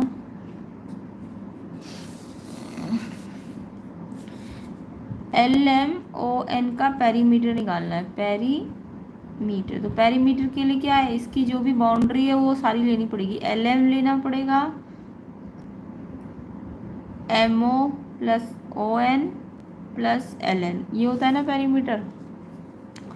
LM नहीं पता, LN भी नहीं पता, इसकी तो कोई ज़रूरत नहीं थी बट यहाँ पे, बट इसका हमें इसकी हेल्प से ये निकाल लेंगे। पाइथागोरस लगाओ, हमें पता है OM परपेंडिकुलर है, रेडियस क्या होती है, टेंजेंट पे परपेंडिकुलर, LM पे, तो पाइथागोरस लग जाएगी ट्राइंगल LOM में। देखो 90 की जो अपोजिट वाली साइड है ये हाइपोटेन्यूज है, कोई भी राइट एंगल में जो 90 होता है उसके अपोजिट वाली साइड को हाइपोटेन्यूज कहते हैं, नीचे वाली को बेस कह लो, इसको परपेंडिकुलर। तो क्या है पाइथागोरस, हाइपोटेन्यूज का square perpendicular square plus base square, ये होता है ना। तो हाइपोटेन्यूज तो ये 90 के अपोजिट ये है 13, तो 13 का स्क्वायर, ये परपेंडिकुलर मान लो 5 का स्क्वायर, LM निकालना है हमको, तो इसमें हमने पाइथागोरस लगा दिए। 169, 25 यहाँ आके माइनस होगा, LM स्क्वायर, इसमें से इसको माइनस करो 144 LM स्क्वायर। देखो इस पे स्क्वायर है तो इसको भी स्क्वायर में बदलो, 12 का स्क्वायर होता है ना, ये स्क्वायर से स्क्वायर कट गया, LM आ गया 12। और जितना LM है उतना ही तो LN भी है, क्योंकि किसी भी सर्कल में अगर एक पॉइंट है, एक पॉइंट से दो टेंजेंट तो बराबर होती है, तो LM NL के बराबर यहाँ लिख लेना था। Tangent are equal from a given point, external point, tangent are equal from an external point. Theorem होती है ना, तो LM LN के बराबर, तो LN भी कितना आ गया 12। अब इनका पेरीमीटर निकाल लो, LM कितना है 12, MO कितना है 5, ओ एन भी कितना है 5 रेडियस है ना, एल एन कितना है वो भी 12 ही है, तो टोटल 12 12 24, 5 5 10, 34 सेंटीमीटर इसका पेरीमीटर आ जाएगा। ये आंसर है।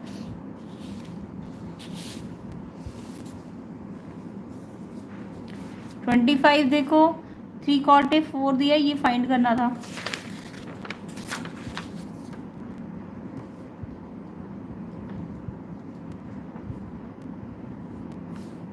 तो पहले cot A निकाल लो यहाँ से, cot A ये मल्टीप्लाई है ना 3, तो यहाँ आके डिवाइड हो जाएगा।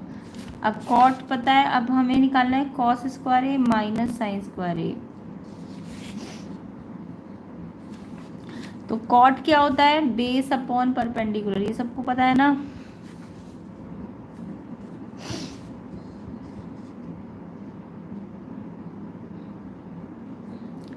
तो बेस कितना है इसका, अगर यहाँ एंगल है तो बेस कितना है 4 और परपेंडिकुलर कितना है 3। अब पाइथागोरस लगाओगे तो ये 5 आएगा, पाइथागोरस लगा के निकालना था ये 5। कॉस क्या होता है, कॉस होता है आपका पर बेस अपॉन हाइपोटेन्यूज, और साइन होता है परपेंडिकुलर अपॉन हाइपोटेन्यूज। तो बेस अपॉन हाइपोटेन्यूज करो, कितना है बेस 4 और हाइपोटेन्यूज 5, उसका स्क्वायर। साइन परपेंडिकुलर कितना है 3 और हाइपोटेन्यूज 5 आ गया, उसका स्क्वायर। अब इसे 4 4 जा 16 अपॉन 25, स्क्वायर दोनों में है ना, इसमें भी दोनों में 3 का स्क्वायर 5 का स्क्वायर। 25 16 माइनस 9 7/25, ये आंसर है इसका।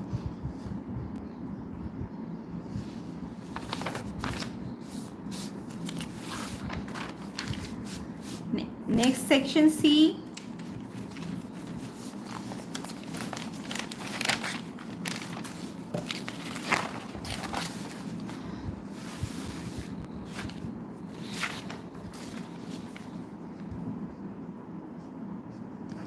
solve the following system of linear equations। क्वेश्चन 26, x by a minus y by b बराबर 0, और दूसरी इक्वेशन ये है ए एक्स प्लस बी वाई ए स्क्वायर प्लस बी स्क्वायर। थोड़ा सा हार्ड क्वेश्चन था ये बेसिक वालों के लिए।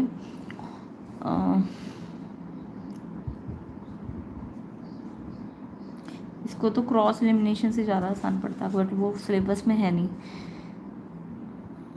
इसके अपॉन इसके साथ ए है, इसमें ए डिवाइड में है, तो ऐसा करो इसका फ्रैक्शन है ना ये, तो इसका एलसीएम ले लो पहले वाली इक्वेशन का। तो फर्स्ट इक्वेशन को सॉल्व कर रही हूँ पहले मैं। एलसीएम लिया, ए बी आया है ना, बी यहाँ मल्टीप्लाई हो गया और ए यहाँ मल्टीप्लाई हो गया, बराबर 0। अब ये डिवाइड में जो भी है वहाँ जाके 0 बन जाएगा, क्रॉस मल्टीप्लाई दिए 0 से मल्टीप्लाई हुआ तो 0 बन गया, बी एक्स माइनस ए वाई। समझ आया। और इधर क्या है, ए एक्स प्लस बी वाई बराबर ए स्क्वायर प्लस बी स्क्वायर। अब इसके पास बी है, इसके पास ए है, एक्स वाला सेम करना है तो कैसे करते हैं, एलिमिनेशन मेथड क्या होता है, इसको तो ए से मल्टीप्लाई करो, इसको बी से, है ना। इस पूरे को ए से करो, ए बी एक्स, फिर ए को ए से करोगे तो ए स्क्वायर वाई, और ए को 0 से करोगे 0, मल्टीप्लाई करोगे ना। ये एलिमिनेशन मेथड लगा रही हूँ मैं, एलिमिनेशन वाला जो मेथड होता है। बी को इससे करो बी, और ए को मल्टीप्लाई करके ए बी एक्स आ गया, फिर बी को बी से करो बी स्क्वायर हो जाएगा वाई प्लस का, फिर बी को इस पूरे से मल्टीप्लाई करना है, तो बी को मल्टीप्लाई करना मतलब पहले ए स्क्वायर से मल्टीप्लाई करो तो ए स्क्वायर बी होगा, फिर बी को बी से स्क्वायर से करो तो बी क्यूब होगा। अब ये एक्स वाला सेम हो गया ना, तो इसके साइन चेंज कर दो ताकि ये कट जाए, तो इधर का भी बदल लो और इधर का भी। अब वाई कॉमन ले लो, अंदर क्या बचा है इसमें से दोनों माइनस के है ना, तो माइनस का ए स्क्वायर माइनस का बी स्क्वायर, इसमें ये पूरा माइनस हो जाएगा, तो ये a square b minus b cube. Y निकालना है तो इसको पहले ऊपर लिखो और इसे नीचे लिखो। अब इसमें से बी कॉमन ले लो, तो बी कॉमन लिया तो अंदर क्या बचा, माइनस बी कॉमन ले लिया, अंदर ए स्क्वायर बचा प्लस बी स्क्वायर बचा, इसमें से कुछ माइनस कॉमन ले लो बस, दोनों प्लस के बच गए, बाहर माइनस लिया तो दोनों प्लस के, ये कट गया, तो माइनस माइनस बी, वाई आ गया मेरा बी, वाई कितना आ गया बी, वाई की वैल्यू बी। अब वाई की वैल्यू बी इस वाली इक्वेशन में रख देते हैं, a x plus b y equal to a square plus b square वाले में। ए एक्स बी वाई की जगह फिर से b equal to a square plus b square, a x b square equal to a square plus b square, a x यहीं रहेगा, B square plus में है, वहाँ जाके क्या हो जाएगा, ये तो एज इट इज़, ये माला माइनस हो जाएगा, ए एक्स ए स्क्वायर, अब एक्स निकालना तो ये ए मल्टीप्लाई से यहाँ पे डिवाइड में, तो एक्स ए आएगा वाई बी आएगा, एक्स आया ए वाई आया बी, तो ऐसे करके इसे सॉल्व करना था। बाकी ये तो बहुत ही सिंपल था, नो सोल्यूशन की कंडीशन लगानी थी, बी वाला, ये वाला से ज़्यादा आसान ये वाला है, तो ये वाला करके आए होंगे तो ठीक क्या होगा आपको। नो सोल्यूशन की कंडीशन क्या होती है, a1/a2 बराबर है b1/b2 but not c1c2। a1 क्या होता है और a2 x वाले जो कोफिशिएंट है, ये 2p-1 है और इसका x वाला 3 है। b1b2 जो y वाले कोफिशिएंट है, इसका p-1 है, इसका कितना है, y के आगे 1 है, y नहीं लेना, जो कोफिशिएंट है जस्ट वो लेने हैं। c1c2, इसका c1 2p+1 है, उसका c2 1 है। नो सोल्यूशन का मतलब पैरेलल वाला केस होता है या इनकंसिस्टेंट वाला, ठीक है, इसकी कंडीशन ये होती है। अब इसे p के लिए सॉल्व करना है तो यहाँ तो नॉट इक्वल है, तो यहाँ से मत सॉल्व करना, यहाँ से करना सॉल्व। तो ये अपॉन अपॉन है तो क्रॉस मल्टीप्लाई, 2p-1 1 से मल्टीप्लाई होगा एज इट इज़, 3 से होगा, ये पूरा होगा तो ये ब्रैकेट में लिख देना, 2p-1, 3 को अंदर दोनों से मल्टीप्लाई करो, 3p और 3 1 3, ये 2p प्लस में है, वहाँ जाएगा तो ये तो अपनी जगह भी, ये वहाँ जाएगा तो माइनस में होगा। अब ये गया ना वहाँ, तो 1 तो यहीं रहेगा, इसका साइन नहीं बदलो, इसको यहाँ लाओ, इसको यहाँ लाओ, तो ये इसका साइन बदल देगा। 3 में से 2p गया, p 1 बचेगा, 3-1 2 साइन बढ़ेगा, तो p की वैल्यू 2 आएगी। किस किस की वैल्यू, p की वैल्यू 2 आई,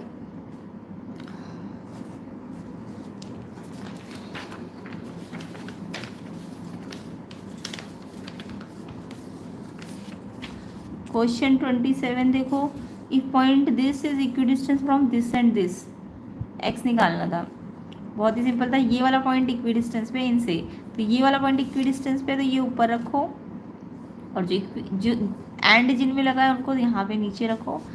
ये कौन कौन से, p है 5-3, r है x6 और q के कोऑर्डिनेट्स है 0 1, जो इक्विडिस्टेंस है वो साइड में होगा और जो 2 है ये यहाँ होंगे। अब इनको मिलाऊँ अगर, तो क्वेश्चन क्या है कि ये वाला जो डिस्टेंस है पी क्यू और जो क्यू आर वाला डिस्टेंस है वो बराबर है ना।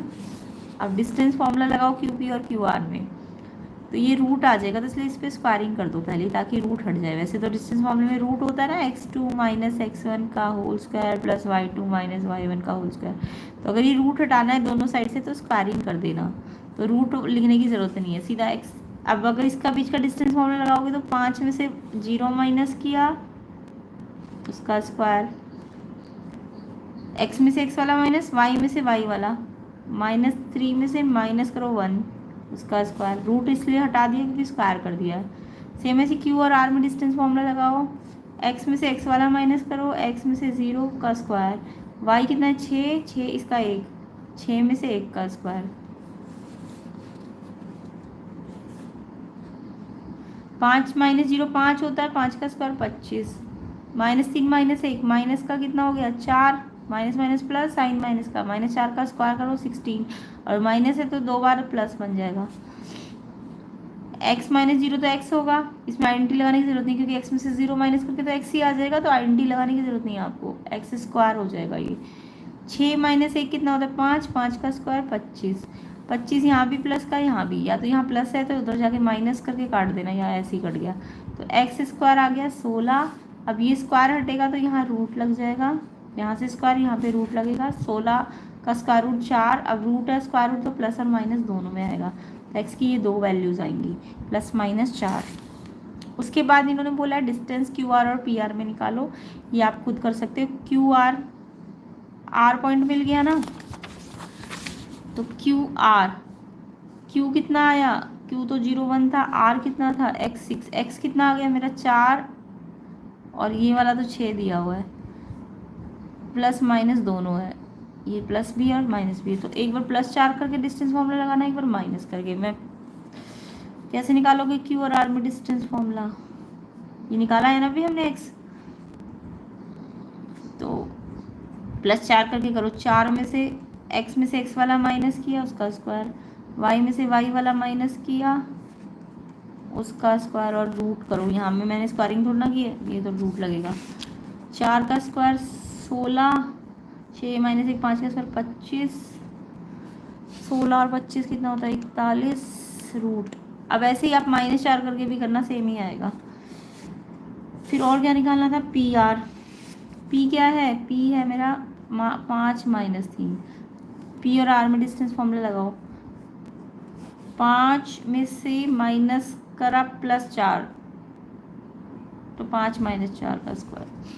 बट अगर -4 करूंगी तो फिर प्लस हो जाएगा, फिर आंसर चेंज हो जाएगा। इसके तो दोनों आंसर सेम आएंगे, चाहे प्लस रखो माइनस, बट इसके आंसर 2 बार अलग अलग आएंगे। -3 - 6 का स्क्वायर, 5 - 4 1 का स्क्वायर, 3 6 9 9 का square 81, minus minus plus, sign minus का और स्क्वायर है तो प्लस का बन जाएगा। √80 3 6 9 9 2 81, √82 आएगा ये तो। ऐसी पी आर एक बार और निकाल लेना। जब -4 की जगह +4 करोगे, यहाँ मैंने +4 रखा है, जब मैंने +4 6 रखा तब तो ये आया, और जब मैं -4 6 रखूँगी तो फिर ये माइनस है तो ये प्लस हो जाएगा ना। 6 - 1 -3 - 6, 5 4 9 का स्क्वायर 81, 6 3 9 का स्क्वायर 81, 81 9 √2, ये 9 का स्क्वायर 9 का स्क्वायर। ये ट्रिक होती है, 9 का स्क्वायर 9 का स्क्वायर, तो 9 9 2 बार है ना स्क्वायर में, जब ये हो 9 का स्क्वायर 9 का स्क्वायर तो आंसर 9 √2 आएगा।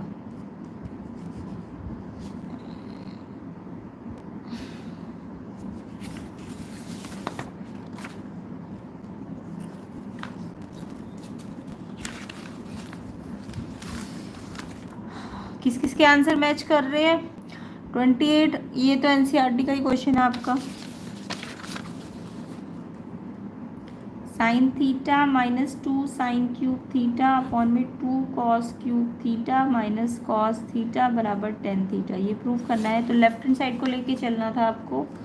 sin थीटा कॉमन लेना था, इसमें से अंदर 1 बचा, इसमें से 2 बचा, और sin क्यूब है तो एक साइन बाहर है तो 2 बार बचेगा अंदर। सेम ऐसी 2 cos क्यूब cos कॉमन आ जाएगा बाहर, 2 बचा, cos क्यूब है तो स्क्वायर बचेगा और यहाँ 1 बचेगा।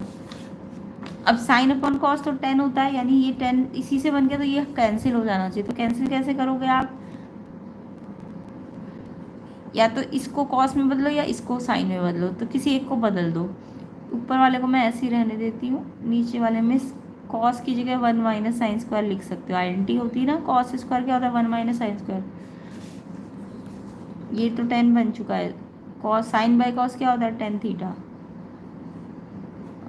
1 - 2 साइन स्क्वायर थीटा। अब देखो इसे सिंप्लीफाई करोगे तो ये भी यही आएगा, 2 1 जा 2, ये 2 अंदर ब्रैकेट में दोनों से मल्टीप्लाई होगा, 2 1 जा 2 और 2 इससे होगा तो -2 साइन स्क्वायर थीटा, और ये -1, 2 - 1 1 -2 साइन स्क्वायर थीटा, यानी सिंप्लीफाई करके ये भी यही आ रहा है जो ऊपर वाला आ रहा है। तो ये tan थीटा ही तो आ गया, तो ये राइट हैंड साइड के क्या हो गया, इक्वल, हेंस वेरीफाइड। ठीक है, ऐसे करना था इसे। 29 देखो, the length of minute hand of a clock कितनी, find the area of swept by the minute hand in 5 minute. तो जो भी आपकी मिनट हैंड होती है ना वॉच के अंदर, वो एक्चुअल में रेडियस होती है। वो क्या होती है, रेडियस। तो रेडियस आपको 14 सेंटीमीटर दी है। बाकी 1 मिनट में जो एंगल बनता है ना थीटा, वो 6 डिग्री बनता है। तो 5 मिनट में याद रखना, 1 मिनट का 6 डिग्री है, तो 5 मिनट का निकालना है तो 6 को 5 से मल्टीप्लाई कर दो, 30 डिग्री का एंगल बन रहा है। तो ये जो एरिया स्वेप्ट करेगी 5 मिनट में, एक सेक्टर का एरिया है। तो area swept by minute hand, sector का एरिया का फॉर्मूला लगा दो, πr² थीटा बाय 360। पाई की वैल्यू रख दो 22/7, रेडियस कितनी है 14, स्क्वायर है तो 2 बार। थीटा कितना आया अभी मेरा 30 डिग्री, क्योंकि 1 मिनट में 6 डिग्री का होता है, याद रखना। और 360, 0 से 0 कट गया, 3 से ये कटा, 3 1 3 बन जा, 3 2 जा, 7 से ये कट गया, फिर 2 से कट जाएगा, 2 6 जा, फिर 2 से कट जाएगा, 2 3 जा, 2 11, अब नहीं कटेगा। 11 को 14 से मल्टीप्लाई करो,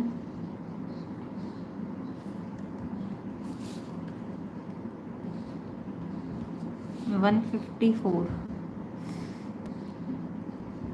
अपॉन में 3, इतना एरिया स्वेप्ट करेगा। डेसिमल में डिवाइड करके ले आना, ठीक है।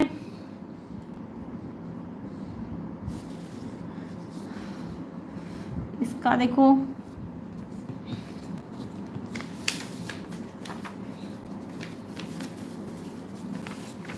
ट्वेंटी 29 का B, to one ship for underwater rock a lighthouse throw a red colour light, central angle theta दिया था आपको 80 डिग्री का, डिस्टेंस ऑफ 16.5 किलोमीटर, ये रेडियस दी है, जितना डिस्टेंस तक लाइट जा रही है वो रेडियस मान लोगी।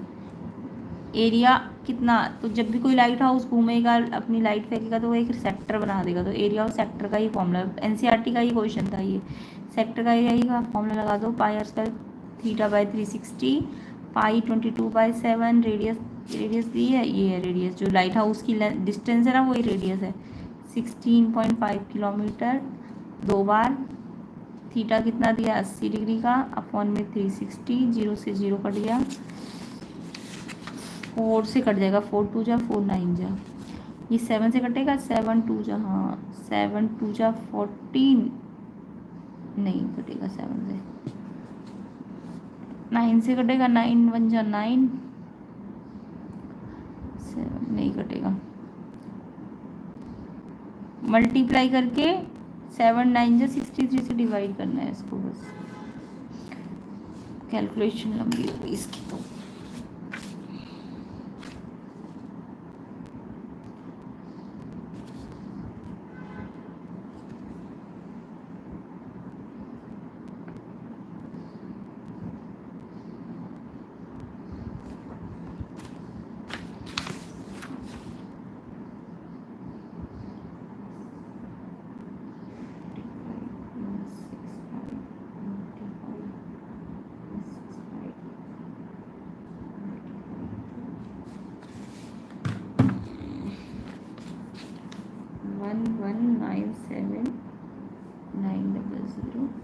फिर 7 9 जा 63 से डिवाइड करना है।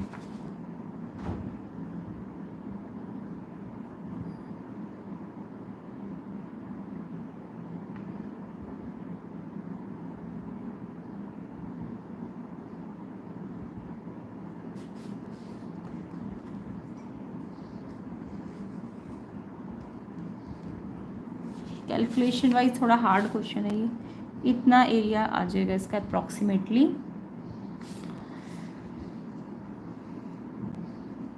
मॉड निकालना था इसमें,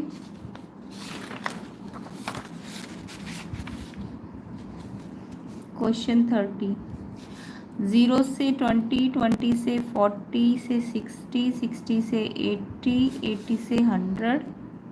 आंसर कमेंट करो।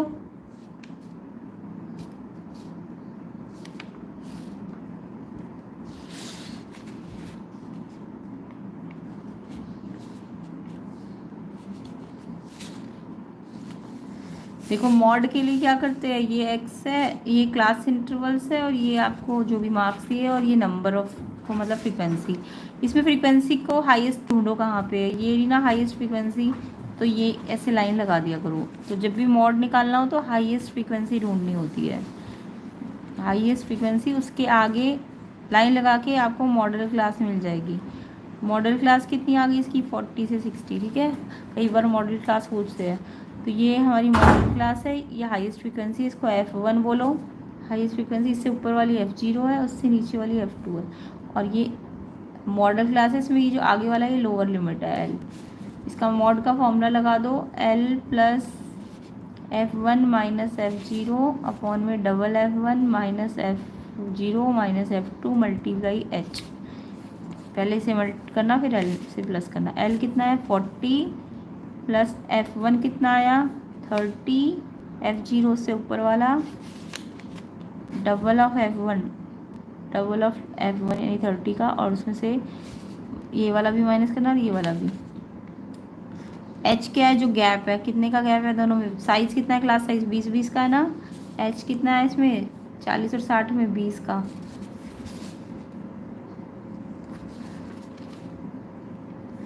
30 माइनस 25 5, 23 जा 2 इंटू 30 60, 60 में से 25 और 24 पहले प्लस कर लो, माइनस माइनस प्लस कर लो और फिर माइनस कर देना। 11 इंटू 20 40, ये कट तो रहा नहीं है, इसको इससे मल्टीप्लाई करो, 20 पंजे 100, 11 से डिवाइड करो, 100 को 11 से डिवाइड करो, 11 9 से कटेगा ये, 99.09 ऐसे आता रहेगा ये, है ना। पहली ज़ीरो पे कुछ नहीं आया, दूसरी ज़ीरो लेनी पड़ेगी, 9.09। तो 40 में 9 जोड़ो, 49.09, अप्रॉक्सीमेटली इतना आएगा मॉड।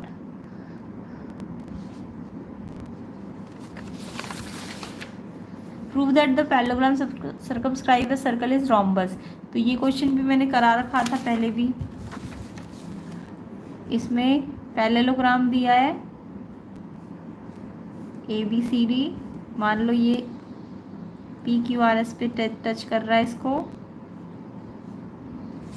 तो गिवन क्या है हमको, ABCD इज अ पैरेललोग्राम, ठीक है। और प्रूफ क्या करना है, ये जो पैरेललोग्राम है ये रोम्बस होता है, ये एक रोम्बस होता है। ABCD क्या है,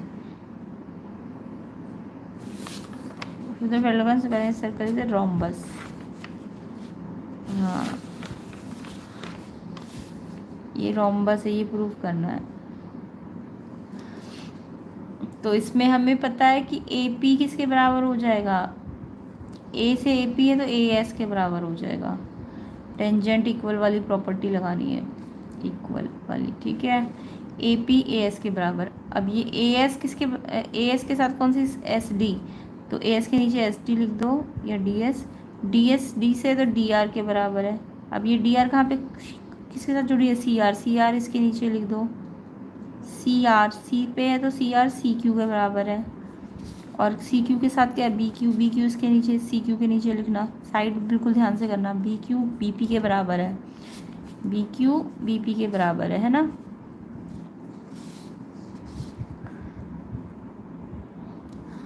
अब इनको जोड़ दो, AP को BP के साथ, ऐसे ही DR को CR के साथ, इधर भी AS को DS के साथ,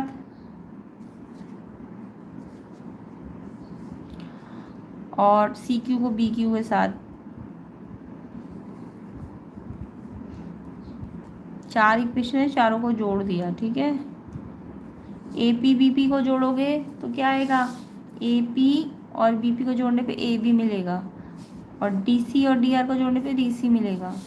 तो AP और BP AB हो जाएगा, और DR CR DC हो जाएगा। ऐसे ही AS DS को जोड़ोगे तो AD हो जाएगा, CQ BQ को जोड़ोगे तो BC हो जाएगा।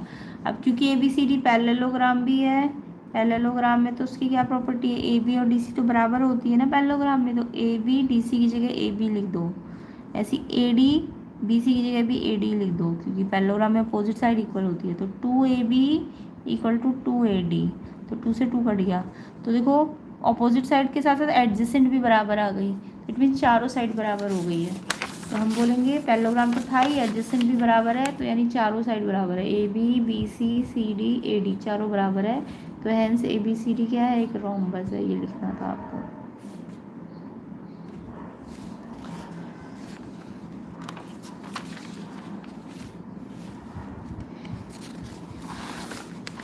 नेक्स्ट हमारा सेक्शन D है, तो इसको हम नेक्स्ट पार्ट में कवर कर लेंगे, ठीक है।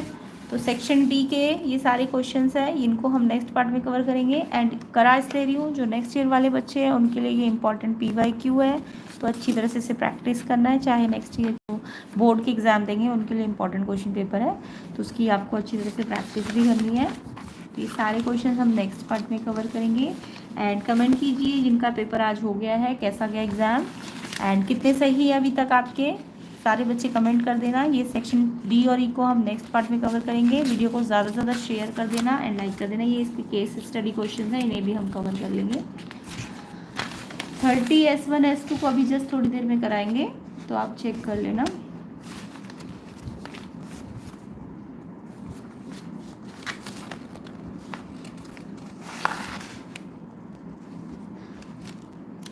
ये केस स्टडीज़ आई हुई है, तो बताना मुझे कैसा गया है एग्ज़ाम एंड इनके आंसर्स अगर आप चाहते हो तो वीडियो को ज़्यादा से ज़्यादा शेयर भी करना एंड लाइक भी करना। थोड़ी देर में नेक्स्ट पार्ट में इसकी वीडियो बन जाएगी। तो आई होप एग्ज़ाम अच्छा गया होगा। कमेंट कीजिए, ठीक है, कितने सही है ये भी कमेंट करना एंड घबराने की बात नहीं है। आपको जस्ट पासिंग मार्क्स टोटल 33 चाहिए 10th क्लास को, तो ऐसा नहीं है। अगर आपको प्रैक्टिकल्स में मार्क्स मिल गए हैं 18 20 जितने भी है तो उसके अकॉर्डिंग 33 बनाने हैं, तो जितने भी चाहिए होंगे। तो आई होप सबका एग्ज़ाम भी अच्छा गया होगा एंड पार्ट 2 इसका वेट करना एंड वीडियो को शेयर लाइक कर देना, ज़्यादा से ज़्यादा सब्सक्राइब कर देना चैनल को। अब इसका जो हम न्यू कोड है उसे भी कवर करेंगे, सेट 2 और सेट 3 एंड जो स्टैंडर्ड वाले उनके भी सेट 1 2 3 सॉल्व मिल जाएंगे। तो आप चेक कर लेना, प्लेलिस्ट को चेक कर लेना, लिंक डिस्क्रिप्शन में है।